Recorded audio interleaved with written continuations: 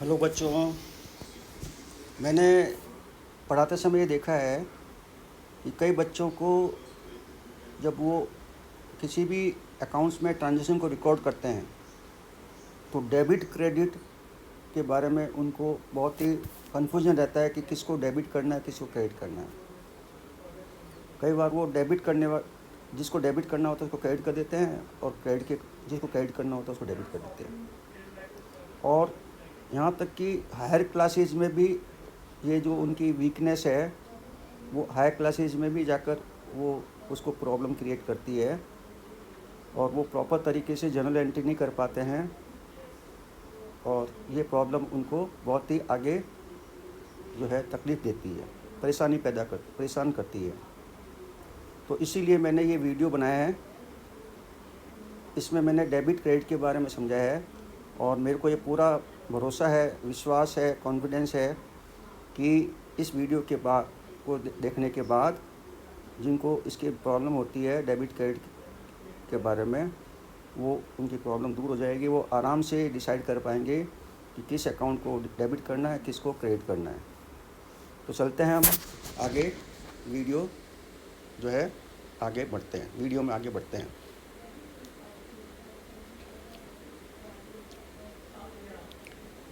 Normally क्या है कि एक फर्म जो है वो अकाउंट बुक्स में कई तरह के अकाउंट ओपन करती है। जैसे एग्जांपल के लिए कैश अकाउंट है, बैंक अकाउंट है, परचेज अकाउंट है, सेल अकाउंट है, फर्नीचर अकाउंट है, मॉन्स अकाउंट है, कैपिटल अकाउंट है, मशीनरी अकाउंट है, कार अकाउंट है। मतलब कई तरह के अकाउंट ओपन करती है, ठीक है ना। There are so many type of account a firm में ओपन, ठीक है। Number of accounts open in the account books will depend on the basis of size of the business. मतलब कोई फर्म कितना अकाउंट ओपन करेगी, कितने number of account open करेगी, वो उसकी साइज़ पर डिपेंड करेगा। नेचुरल कि स्मॉल साइज़ का अगर बिजनेस है तो उसके ट्रांजेक्शन भी कम होंगे, ट्रांजेक्शन कम होंगे तो नेचुरल अकाउंट भी कम ओपन होंगे। और लार्ज स्केल की कोई बिजनेस है, लार्ज बिजनेस है तो नेचुरल है कि उनके नंबर ऑफ़ ट्रांजेक्शन भी ज़्यादा होंगे, तो नंबर ऑफ़ अकाउंट भी ज़्यादा यूज में आएंगे। पर वो चाहे अकाउंट कितने भी ओपन करें, है ना, चाहे नंबर ऑफ़ अकाउंट कितने भी ओपन करे, जितने भी करेगी वो बिजनेस, जितने भी अकाउंट ओपन करेगी वो इन 3 टाइप के अकाउंट में से कोई एक टाइप का होगा। मतलब जितने भी अकाउंट होते हैं वो 3 टाइप के होते हैं और उसमें से कोई एक टाइप का वो अकाउंट होगा। तो जो है बेसिकली 3 टाइप के अकाउंट्स होते हैं। उसमें पहला टाइप होता है पर्सनल अकाउंट, फर्स्ट टाइप होता है प्रोफेशनल अकाउंट, सेकंड टाइप होता है real account and third type होता है नॉमिनल अकाउंट। अब क्वेश्चन है कि भाई किसको हम पर्सनल अकाउंट कहते हैं, किसको रियल अकाउंट कहते हैं, किसको नॉमिनल अकाउंट कहते हैं। तो इसको हम 1 बाय 1 एक बार डिस्कस करते हैं। तो सबसे पहले लेते हैं हम पर्सनल अकाउंट। पर्सनल अकाउंट किसको कहते हैं? Accounts which are contains name of any person और organisation with it. For example Mohan's accounts, Sohan's account, HDFC account. मतलब जो अकाउंट अपने नाम के साथ किसी पर्सन या ऑर्गेनाइजेशन का नाम अटैच करके रखती है, उनके साथ किसी पर्सन ऑर्गेनाइजेशन का नाम जुड़ा होता है उस अकाउंट के साथ, तो वो पर्सनल अकाउंट है। जैसे मोहन्स अकाउंट में मोहन का नाम है, सोहन्स अकाउंट में सोहन का नाम है। HDFC बैंक अकाउंट जो क्या है, एक ऑर्गेनाइजेशन है तो उसमें ऑर्गेनाइजेशन का नाम है। ये सब पर्सनल अकाउंट है और not directly content but it relate to any person organisation. For example loan account, capital account, salary account. कई बार क्या होता है कि किसी भी अकाउंट में डायरेक्टली किसी पर्सन ऑर्गेनाइजेशन का नाम नहीं होता है, पर वो अकाउंट किसी पर्सन ऑर्गेनाइजेशन को रिलेट कर रहा होता है ना। जैसे मान लो लोन अकाउंट है, अब लोन तो किसी पर्सन का नाम नहीं है, ना किसी ऑर्गेनाइजेशन का नाम है, पर क्योंकि लोन कौन देता है बिजनेस को, वो या तो इंडिविजुअल पर्सन देगा या कोई ऑर्गेनाइजेशन देगी। अब पर्सन या ऑर्गेनाइजेशन क्या होता है? पर्सनल अकाउंट होते हैं। इसलिए लोन अकाउंट जो है, हालांकि कोई लोन अकाउंट कोई पर्सन का नाम नहीं है, फिर भी लोन अकाउंट पर्सनल अकाउंट कहलाएगा क्योंकि वो उसको रिप्रेजेंट कर रहा है जिसने लोन दिया है, और लोन देने वाला कौन होता है? पर्सन होता है। कैपिटल अकाउंट ऑनर के अकाउंट को कहते हैं। ऑनर के अकाउंट को हम अकाउंट्स में कैपिटल अकाउंट कहते हैं। तो ऑनर कौन है? पर्सनल है, इसलिए कैपिटल अकाउंट भी पर्सनल हो गया। सैलरी पेएबल अकाउंट, सैलरी जो है हमको देनी है, किसी की मान लो एम्प्लॉय की सैलरी ड्यू है, तो हम क्या करेंगे? सैलरी पेएबल अकाउंट जैसे यूज किया। तो सैलरी पेएबल अकाउंट किसको रिप्रेजेंट कर रहा है? उस एम्प्लॉय या एम्प्लॉइज़ को जिनकी सैलरी अभी पेएबल है, जिनको देनी है। तो वो एम्प्लॉइज़ कौन है? पर्सनल अकाउंट है। These accounts will be known as, और ये अकाउंट पर्सनल अकाउंट करेंगे। पर्सनल अकाउंट भी 3 टाइप के होते हैं। एक तो नेचुरल पर्सन होता है, जैसे नेचुरल पर्सन में ह्यूमन बीइंग, मतलब अपने जैसे इंसान। सेकंड में जो है आर्टिफिशियल पर्सन होते हैं, जैसे इसमें क्या कौन आती है? ऑर्गेनाइजेशन, जितनी भी तरह की ऑर्गेनाइजेशन हैं, जैसे कंपनी है, पार्टनरशिप कंपनी है, फर्म है, प्रॉपर्टरशिप फर्म है, एनजीओ है ना, बैंक है, हॉस्पिटल्स है, तो भी ऑर्गेनाइजेशन है, इंस्टीट्यूट्स है, तो ये सारे आर्टिफिशियल पर्सन कहलाते हैं। इस तरह से रिप्रेजेंटेटिव पर्सनल क्या है कि वो किसी ऐसे अकाउंट किसी पर्सन को रिप्रेजेंट करते हैं। डायरेक्ट इसमें नाम तो नहीं होता है, पर वो किसी पर्सन को रिप्रेजेंट करते हैं, इसलिए रिप्रेजेंटेटिव पर्सनल। तो जैसे कैपिटल अकाउंट, लोन अकाउंट, ये हम ऑलरेडी डिस्कस कर चुके हैं। फिर दूसरा टाइप होता है रियल अकाउंट। तो इसमें कौन से अकाउंट आते हैं? Accounts which are related to things और commodity and have some realisable resale value. जो अकाउंट कोई थिंग्स या मटेरियल या कमोडिटी से रिलेटेड होते हैं, पर साथ में थिंग्स या कमोडिटी या मटेरियल से रिलेटेड होने सफिशिएंट नहीं है।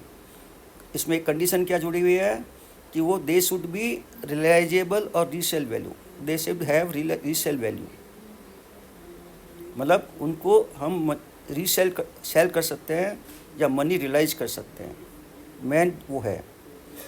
अगर मान लो गुड्स थिंग्स है पर वो रिलाइजेबल वैल्यू नहीं रखते, तो वो रियल अकाउंट नहीं होंगे। तो गुड्स थिंग्स या मटेरियल कमोडिटी होने सफिशिएंट नहीं है, रिलाइजेबल रीसेल वैल्यू ही रखना जरूरी है। It is immaterial whether they are tangible और intangible, main point is that they should have realisable और रीसेल वैल्यू। ये इंपॉर्टेंट नहीं है कि भाई वो टेंजिबल है या इंटेंजिबल है। दिखाई देते हैं, टेंजिबल मतलब दिखाई देने वाले, इंटेंजिबल मतलब दिखाई नहीं देते हैं। तो वो चाहे कैसे भी हो, मेन है कि रिलाइजेबल या रीसेल वैल्यू होनी चाहिए। फॉर एग्जांपल मशीनरी क्या है? रीसेल वैल्यू रखती है, बेच सकते हैं हम। फर्नीचर रीसेल वैल्यू है, बिल्डिंग रीसेल वैल्यू है, कैश खुद अपने आप में, अब आपको कैश तो बेच नहीं सकते, फिर कैसे हुआ रिलेल को? कैश खुद अपने आप में रिलाइजेबल वैल्यू रखता है। उसमें 500 का नोट है तो वो 500 की वैल्यू रखता नहीं रखता है, तो नेचुरल रियल अकाउंट होगा। गुडविल अकाउंट किसको कहते हैं? गुडविल का मतलब होता है रेपुटेशन या गुड नेम। अब किसी बिजनेस का बहुत अच्छा रेपुटेशन है, गुड नेम है, नाम से उसके जो कस्टमर आते हैं तो उसकी गुडविल अच्छी हो गई, रेपुटेशन अच्छी हो गई। अब मान लो वो बिजनेस सेल करेंगे तो उसके साथ में उसकी रेपुटेशन गुडविल भी जाएगी, गुड नेम भी उससे परचेज करने वाले को मिलेगा। तो जब बिजनेस सेल करने वाला जो सेलर होगा वो सेल वैल्यू में उसकी भी जो है वैल्यू काउंट करेगा रेपुटेशन के, गुड नेम के।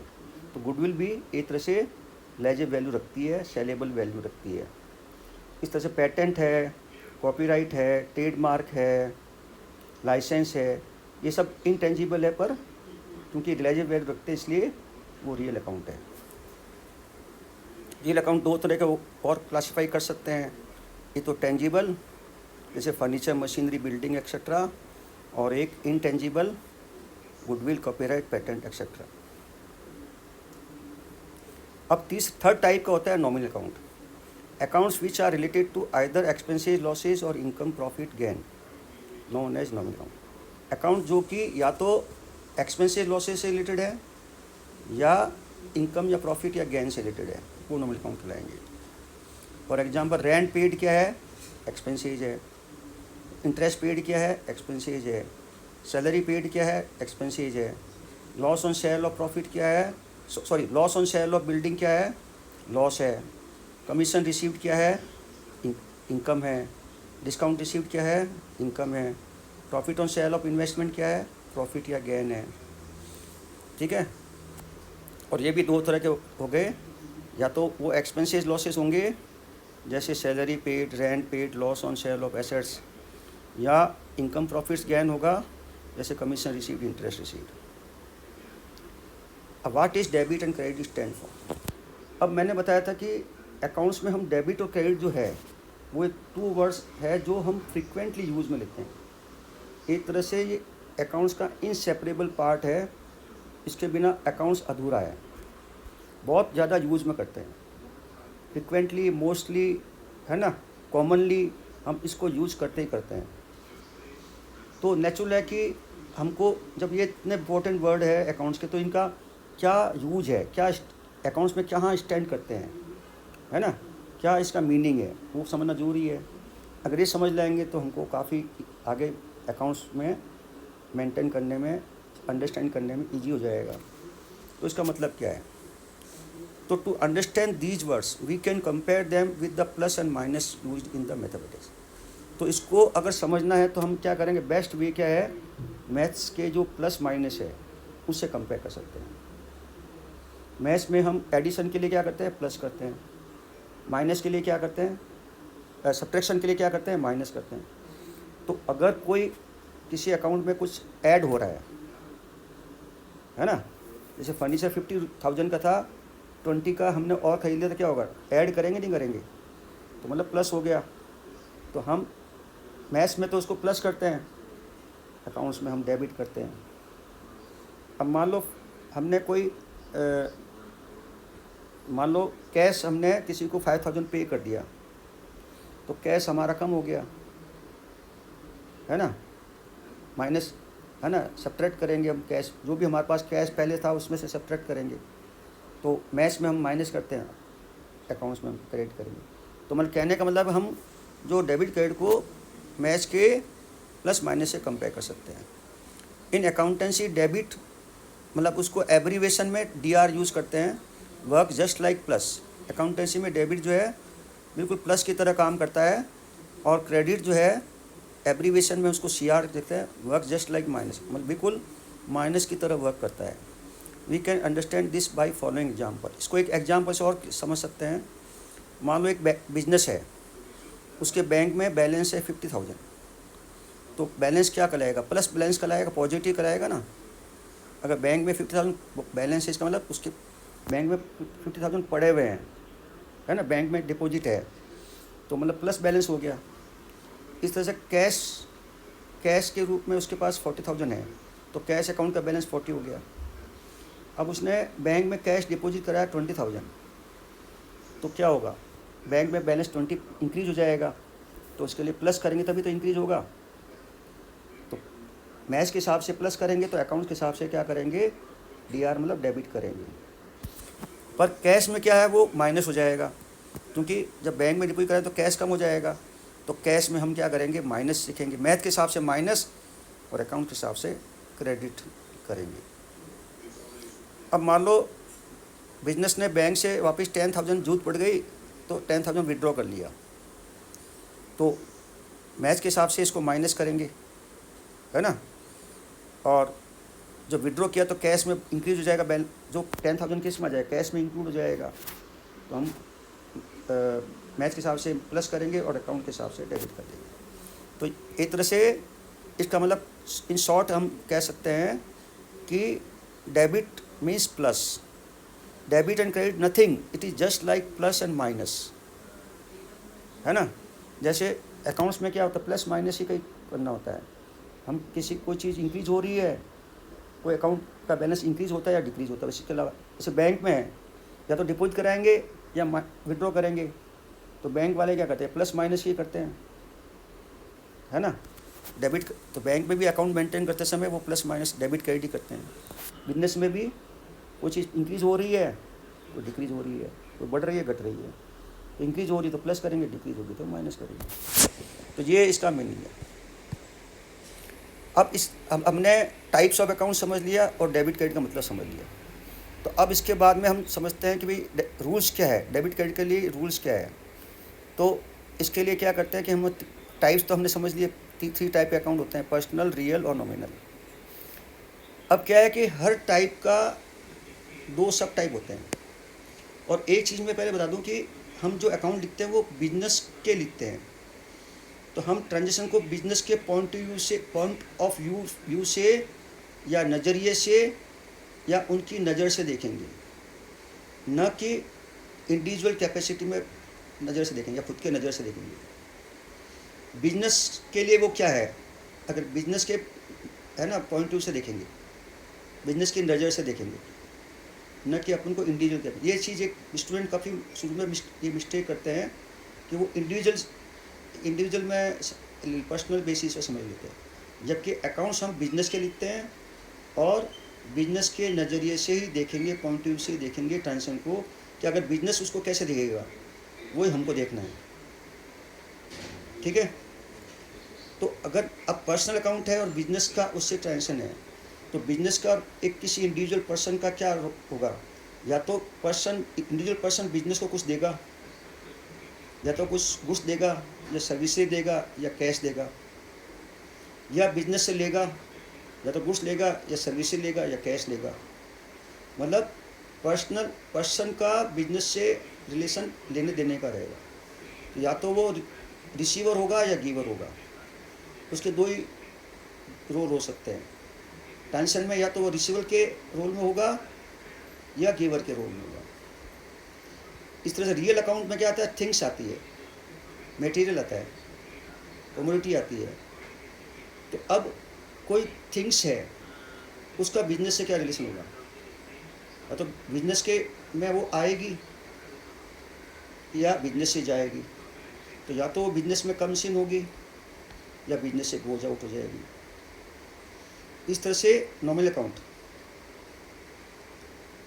अब नॉमिनल अकाउंट का जो है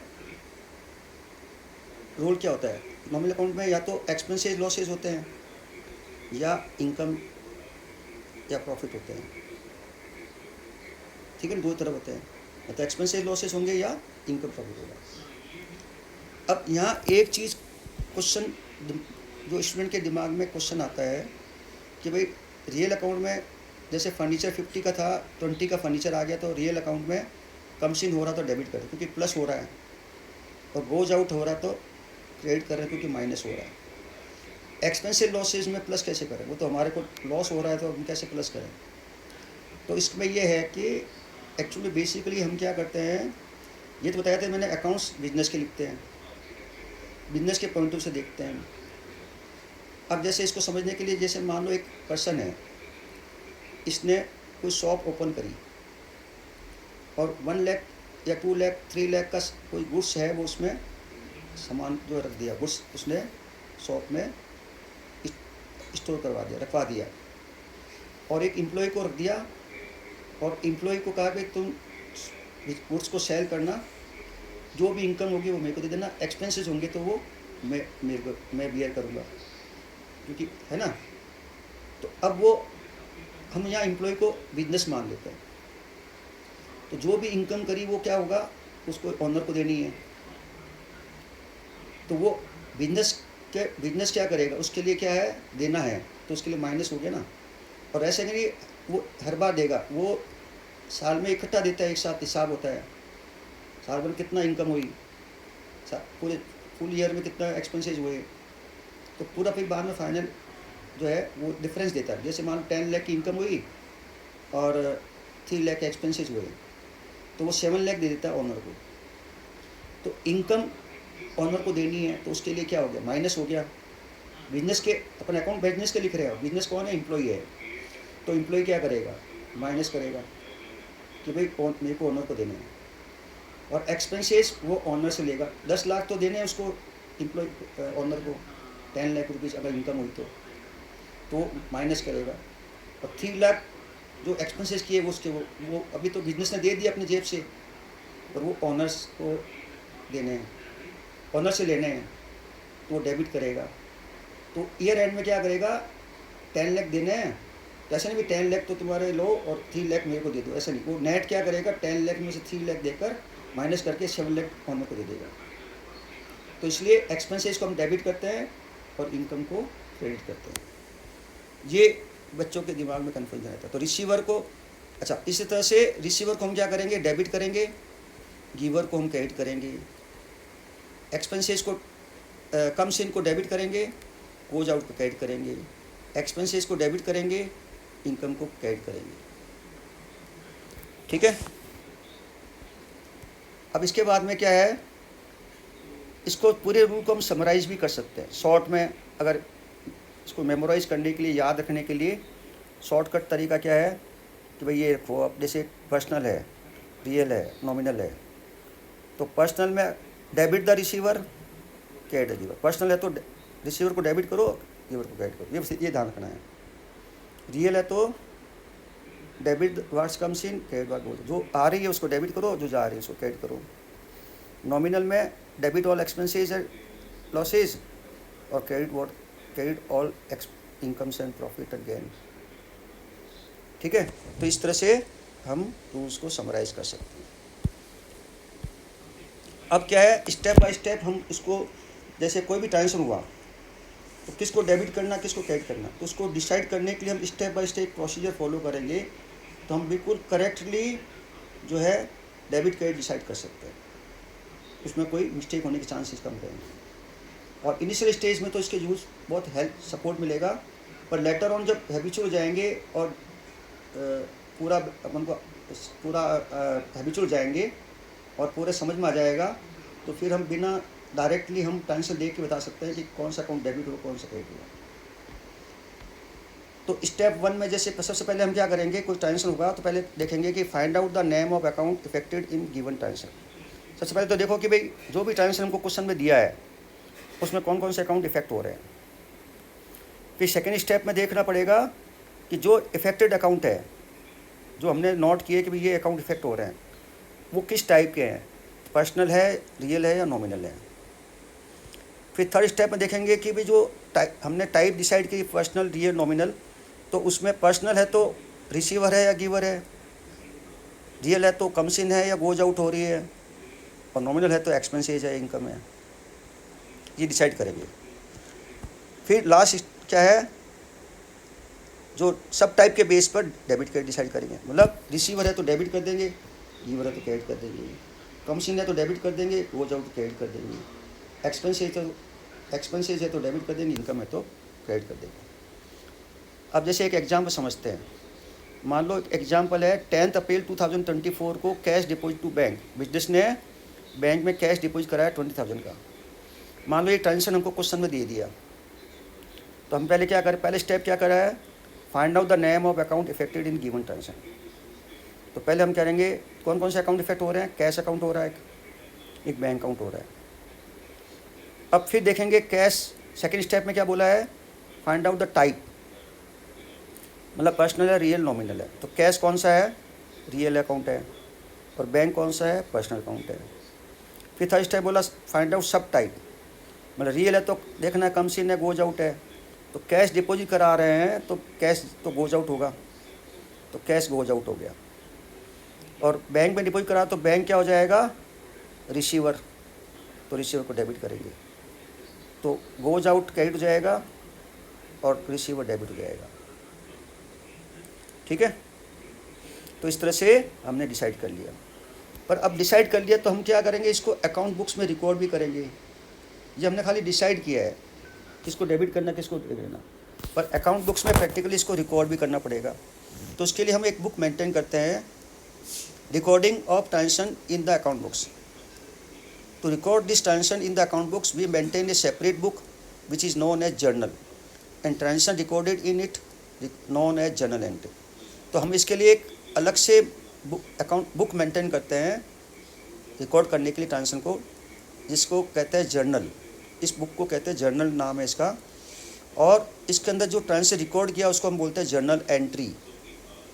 अब जिसका फॉर्मेट क्या होता है, ये इस तरह से फॉर्मेट होता है इसका।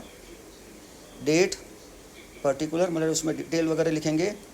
LF मतलब होता है लेजर फोलियो, लेजर फोलियो मतलब जर्नल से फिर हम एक और बुक मेंटेन करेंगे लेजर, उसमें इसको पोस्ट करेंगे। तो उस बुक कौन से पेज पर है, फोलियो मतलब पेज नंबर, लेजर मतलब लेजर, तो कौन से वो डिटेल लिखेंगे। पर प्रैक्टिकली ये कॉलम हमारे काम में नहीं आएगा। ये जो एक्चुअल में जो अकाउंट मेंटेन करते हैं कंपनियों में, वहाँ उनके लिए काम का है ये, हम इसको यूज़ नहीं करेंगे।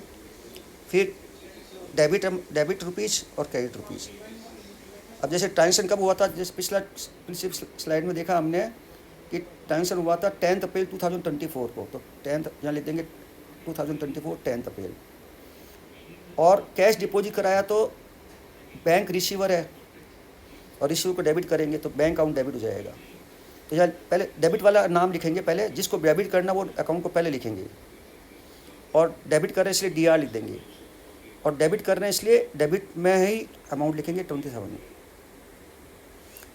फिर क्रेडिट के लिए हम क्या करते हैं, TO लिखते हैं, क्योंकि कैश डिपॉजिट करें तो कैश गोज आउट हो रहा है तो कैश क्रेडिट होगा। नॉर्मली तो हम क्या करते हैं, क्रेडिट के लिए CR यूज़ करते हैं, पर ओनली जर्नल में हम कैश के लिए CR के लिए 2 यूज़ करते हैं, ओनली जर्नल के लिए। बाकी जगह जो बुक और में जैसे लेजर मेंटेन करेंगे उसमें DR CR, क्रेडिट के लिए CR यूज़ करेंगे, डेबिट के लिए DR यूज़ करेंगे, पर ओनली जर्नल में हम CR क्रेडिट नहीं लिखेंगे, उसकी जगह instead of credit we will write TO2। तो कैश अकाउंट और क्रेडिट साइड में लिख देंगे 27, और डिटेल लिख देंगे being cash deposit to bank, मतलब पता चल जाएगा भाई हमने बैंक को डेबिट क्यों किया, कि भैया बैंक में डिपॉजिट कराया इसलिए, कैश को क्रेडिट क्यों किया, कैश को इसलिए क्रेडिट किया, तो हमको पता चल जाएगा। ठीक है, तो आपको ये मेरे को पूरा विश्वास है कि आप समझ में आ गया होगा जनरल एंट्री के लिए, और कैसे डेबिट करना कैसे क्रेडिट करना है वो आपको पूरी तरह से क्लियर हो गया होगा। ठीक है, तो अब आपको अगर ये वीडियो अच्छा लगा तो आप इसको लाइक करना नहीं भूलें, और कमेंट दें अपना कि भी कैसा लगा आपको, अपना व्यू जरूर दें, और इस चैनल को सब्सक्राइब जरूर से करें, जिससे आगे के वीडियो के आपको रेगुलर नोटिफिकेशन आते रहेंगे। Thank you.